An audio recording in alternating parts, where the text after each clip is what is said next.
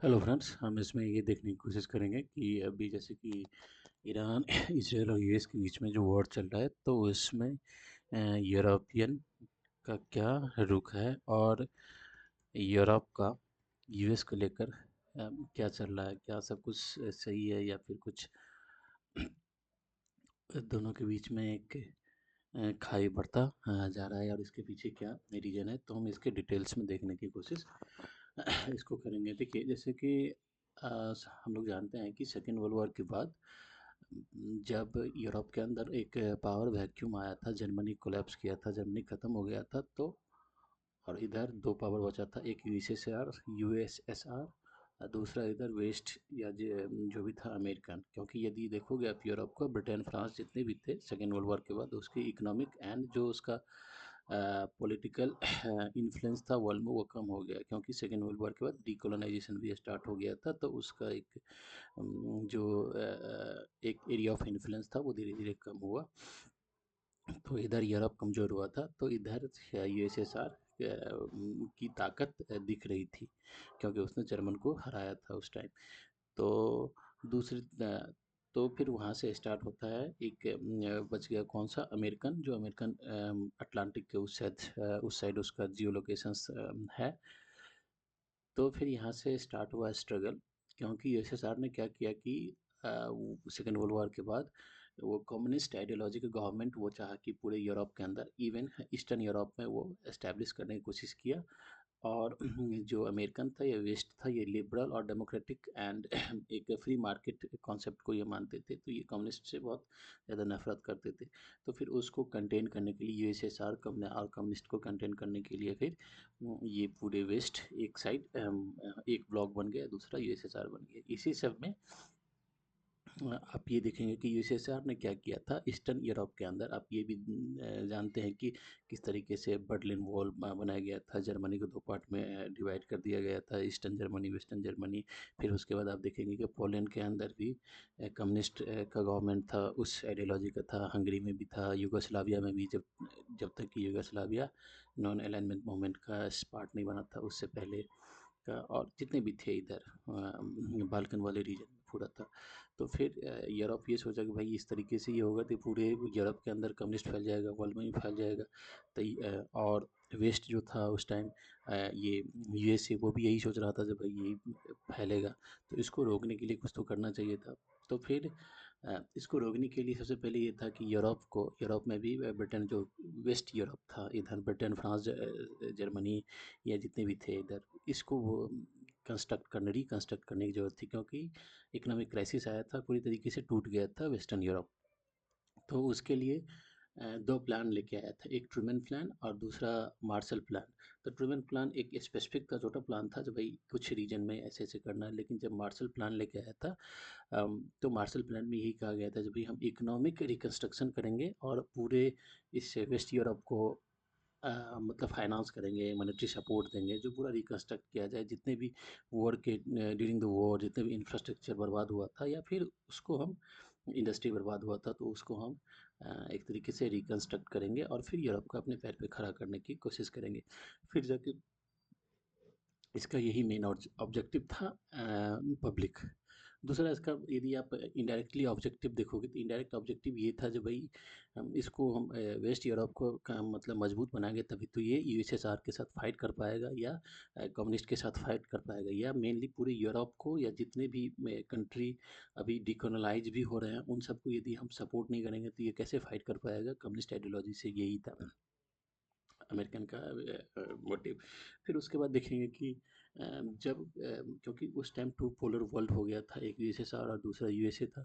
तो उस टाइम ये था कि मिलिट्री कॉन्फ्लिक्ट टाइम टाइम पे होता था, जैसे कि हंगरी में यूएसएसआर ने अपना मिलिट्री भेज दिया था, जितने भी ईस्टर्न यूरोप में था मिलिट्री भेज दिया था। बर्लिन में भी देखेंगे तो मिलिट्री यूएसएसआर का प्रेजेंट था, यूएसएसआर मीन्स रसिया का प्रेजेंट था। तो मिलिट्री कन्फ्रंटेशन होने का उस टाइम बहुत ज़्यादा चांसेस रहता था, ठीक, टू पोलर वर्ल्ड में।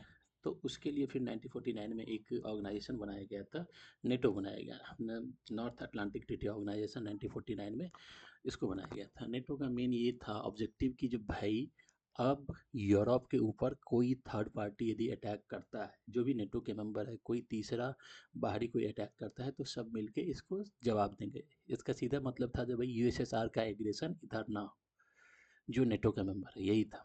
तो फिर नेटो का मेंबर बढ़ते बढ़ते बढ़ते बढ़ता गया, अभी यूक्रेन तक पहुंच गया था। ये पूरा ऑब्जेक्टिव था, जो हम कम्युनिस्ट आइडियोलॉजी को नहीं आगे बढ़ने दें। इवन आप ये देखोगे कि टर्की, जो टर्की को भी ये नेटो का मेंबर बनाया गया था, क्योंकि टर्की को आप देखोगे तो टर्की पूरी तरीके से फर्स्ट वर्ल्ड वॉर के बाद से ही उसमें यूरोपियन मुस्तफ़ा कमाल पाशा का जो एक रिवॉल्यूशन आया था, तो उसमें पूरा यूरोपियन स्टाइल में टर्की को मॉडर्नाइज किया था। तो वो देख सकते हैं, तो टर्की का भी बनाया था। टर्की को बनाने के नाटो के मेंबर बनाने के पीछे में हम आपको एक रीजन बता देते हैं। ये देखिए, ये हो गया आपका जो, ये हो गया क्रीमिया का रीजन। ठीक, ठीक। ये जो यहाँ से जब ये ये यहाँ पे दो स्टेट है, ठीक, यहाँ से, और यहाँ से मेडिटेरेनियन सी में कोई भी शिप जाएगा।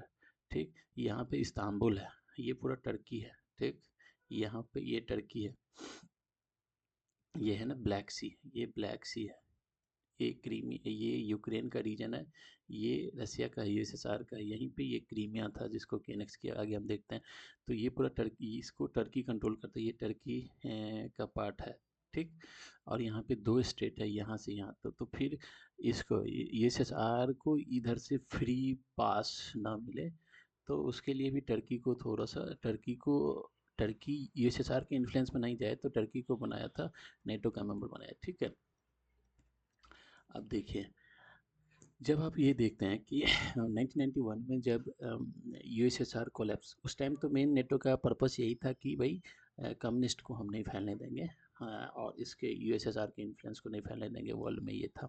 क्योंकि जो डिकोलोनाइज हुआ था कंट्री, तो उसमें पूरे इस वेस्ट में और ये इसके यूएसएसआर में ये कंपटीशन स्टार्ट हो गया था, जो भाई किस में कौन कंट्रोल करेगा, किस आइडियोलॉजी का गवर्नमेंट होना चाहिए, उसको कौन कंट्रोल करेगा। मतलब एक तरीके से इनडायरेक्ट कॉलोनाइजेशंस भी स्टार्ट हो गया था डिकोलोनाइज होने के बाद। लेकिन आप देखोगे कि होते होते होते होते कोल्ड वॉर का जो पीरियड था 1991 में, जैसे यूएसएसआर कोलैप्स किया, तो यूएसएसआर कोलैप्स करने के बाद नेटो का जो मेन पर्पस क्या था, इसको कंटेन करना का कम्युनिस्ट को, तो नेटो का इंपॉर्टेंस थोड़ा थोड़ा कम आप मान सकते हैं, वहाँ से कम होना स्टार्ट हुआ। लेकिन आप फिर यदि देखोगे कि फिर वेस्ट ब्लॉक ने ये सोचा कि भाई चलो ठीक है, अभी यूएसएसआर तो कमज़ोर हो गया, लेकिन जहाँ जहाँ पे ये रिजिम वाला सिस्टम है उसको ख़त्म किया जाए, तो फिर मिडिल ईस्ट, वेस्ट एशिया, इस सब में अपना ये प्रोग्राम स्टार्ट किए।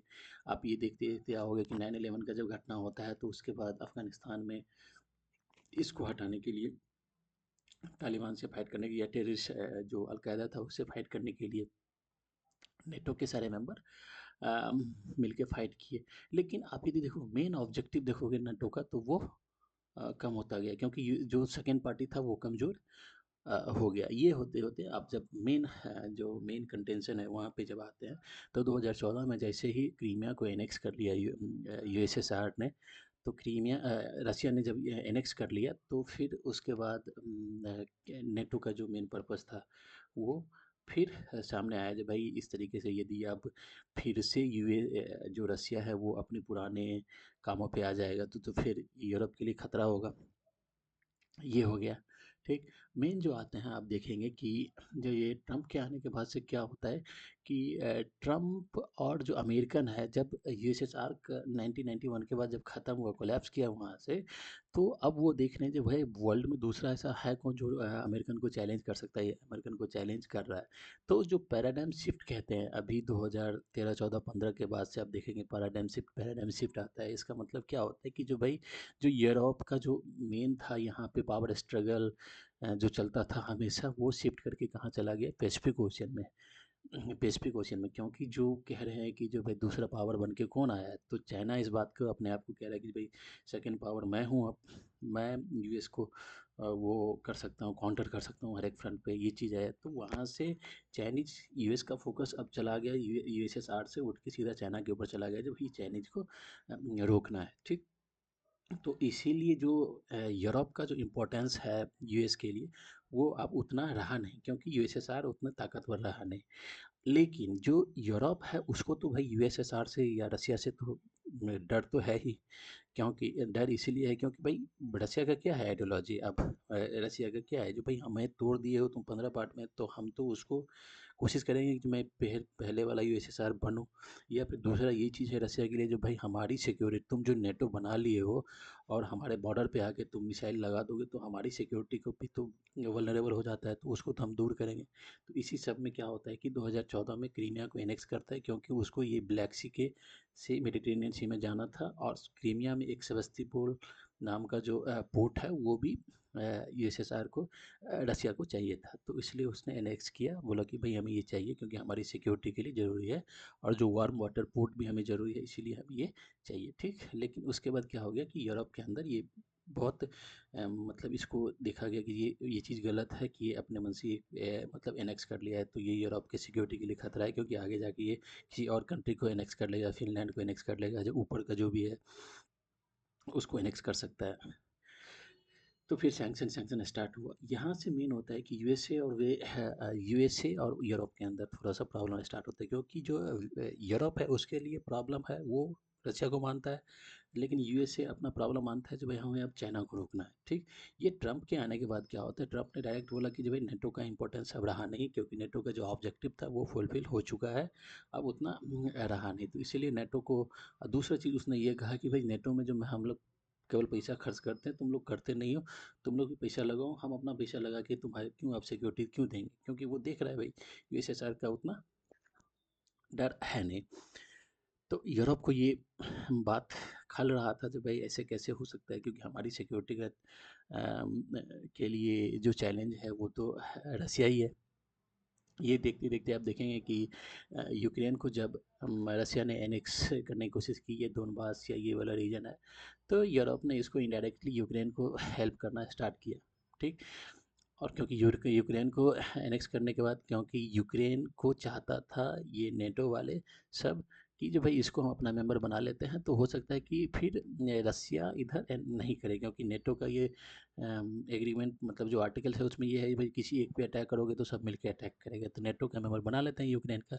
रसिया बोला भाई तुम नेटो का मेंबर बनाओगे, इसका मतलब हो गया तुम नेटो का जो भी आर्म्स एमुनेशन है, जो मिसाइल्स है, वो ला के तुम हमारे बॉर्डर पे रख दोगे, तो वो तो हमारी सिक्योरिटी, जो हमारा मास्को है जो कैपिटल है, उसमें डायरेक्ट तुम सिक्योरिटी चैलेंज क्रिएट करोगे, तो इसीलिए यूक्रेन को तुम नेटो का मेंबर बनाओ नहीं।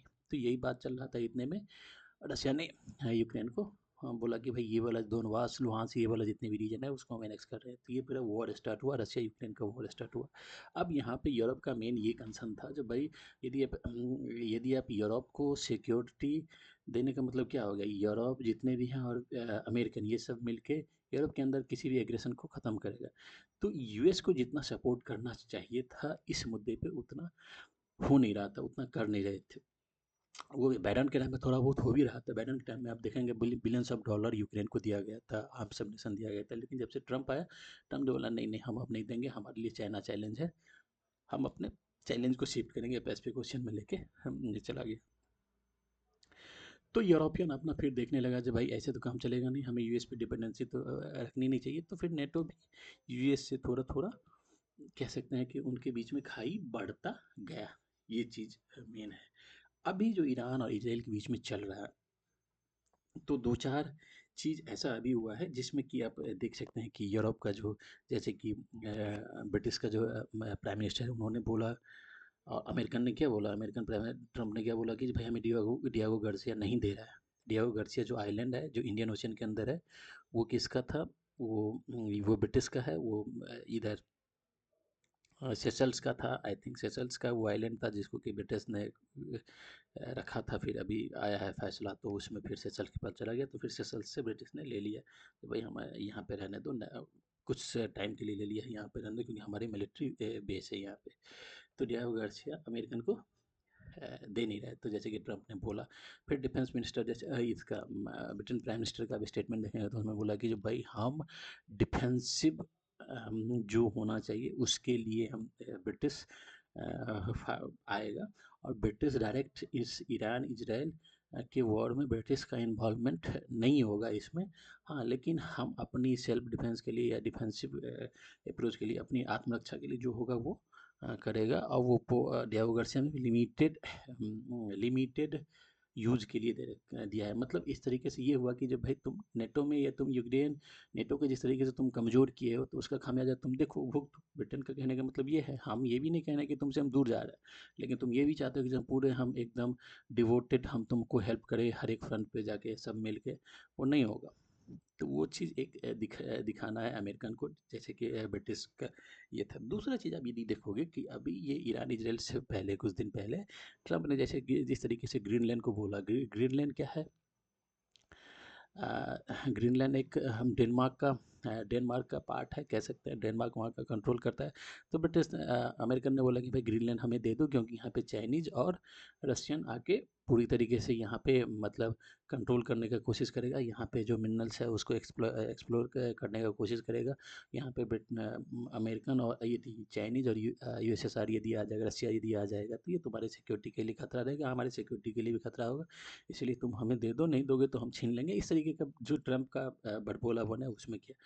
तो भाई डायरेक्टली किसी भी कंट्री की सॉवरेनिटी को आप डायरेक्ट मतलब थ्रेट कर रहे हो, तो फिर उस पे जितने भी यूरोपियन थे उसने इस बात को मतलब जाहिर की थी, जो ये सही चीज़ नहीं है। आप ये भी देखे होंगे कि 2-4 अपना मिलिट्री भी भेजे थे। सब एक सिंबॉलिक मैसेज देने की कोशिश की गई थी यूएस को कि जो भाई इस तरीके से मत करो, तुम पूरी तरीके से जो भी यूएस और यूरोप का जो रिलेशन है उसको सबोटेज तुम कर रहे हो। तो वो वहाँ पे हुआ था।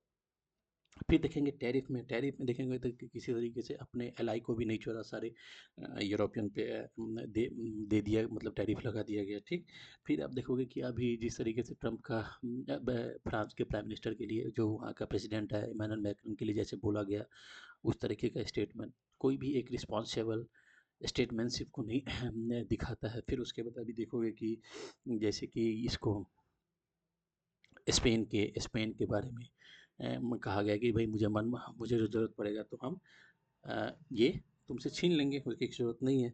तो आप ये देखोगे कि जैसे कि अभी ब्रिटेन के प्राइम मिनिस्टर ने क्या बोला है कि भाई साइप्रस पे जो ड्रोन अटैक हुआ है वो ईरान की तरफ से नहीं किया गया है। इसका क्या मतलब होता है कि जो भाई तुम लोग जो चाहते हो कि जो हम किसी तरीके से पूरे नेटो को इसमें खींच ले, वो नहीं आएगा। इस मैसेज का मतलब क्या होता है कि जो भाई हमारे तुम्हारे बीच में रिलेशन सब कुछ अच्छा नहीं है, तुम जो चाहते हो हम किसी भी तरीके से सबको खींच ले इस युद्ध में, तो हमारे ऊपर प्रेशर कम पड़ेगा, वो नहीं होगा। देखिए ऐसा नहीं है कि अमेरिकन कमज़ोर है या ईरान के सामने घुटना टेक देगा कि ईरान से हार जाएगा, नहीं है। मेन होता है युद्ध में खर्चा होता है, वॉर में खर्चा होता है। दूसरा वो खर्चा, वो एक्सपेंडिचर जो होता है बिलियंस ऑफ डॉलर होता है। तो यदि सब आएगा तो सब में बट जाएगा, सब में बटेगा, ये चीज़ है।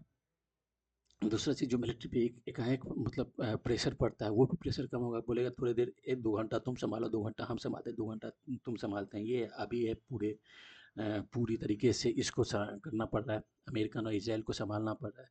तो ये चीज़ है। लेकिन इस सब चीज़ के पीछे जो मेन है ट्रम्प की या अमेरिकन की अभी की जो पॉलिसी है उसके अकॉर्डिंग ये पूरी तरीके से ये सैबोटाज किया है। समझ गए?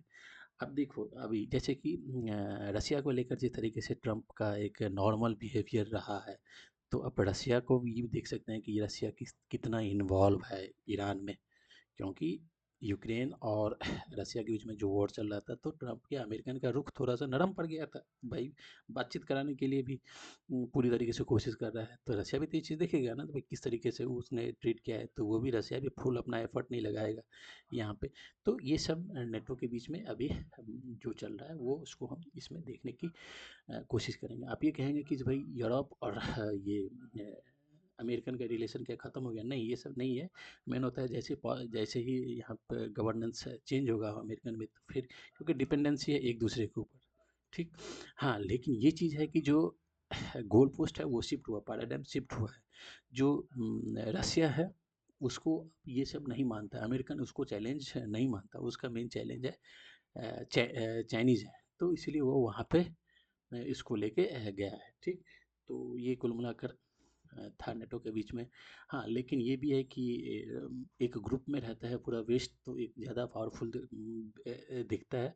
तो फिर चेंज होगा तो फिर ये रिलेशन और भी स्ट्रॉन्ग हो जाएगा। लेकिन ऑब्जेक्टिव जो होना चाहिए नेटो का, वो ऑब्जेक्टिव फुलफिल हो चुका है, अब उतना है नहीं। फिर देखते हैं क्या होता है आने वाले टाइम में। Thank you for watching it, फिर नेक्स्ट में कुछ और देखें।